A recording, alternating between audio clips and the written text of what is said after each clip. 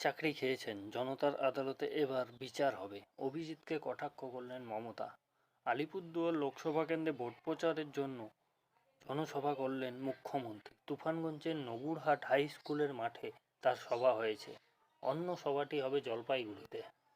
অভিজিৎকে কটাক্ষ করলেন মমতা। কলকাতা হাইকোর্টের প্রাক্তন বিচারপতি তথা তমলুক কেন্দ্রের বিজেপি প্রার্থী অভিজিৎ গঙ্গোপাধ্যায়কে নিশানা করে মুখ্যমন্ত্রী বললেন, অনেক চাকরি খেয়েছেন, এবার জনতার আদালতে আপনার বিচার হবে।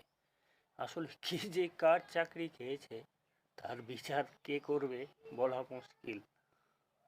সন্দেশখালি নিয়েও বললেন মমতা, সন্দেশখালি সিঙ্গুর নয়, নন্দীগ্রাম নয়, কিছু ঘটনা স্থায়ীভাবে ঘটেছে, গ্রেপ্তারও করা হয়েছে, বললেন মুখ্যমন্ত্রী মমতা বন্দ্যোপাধ্যায়।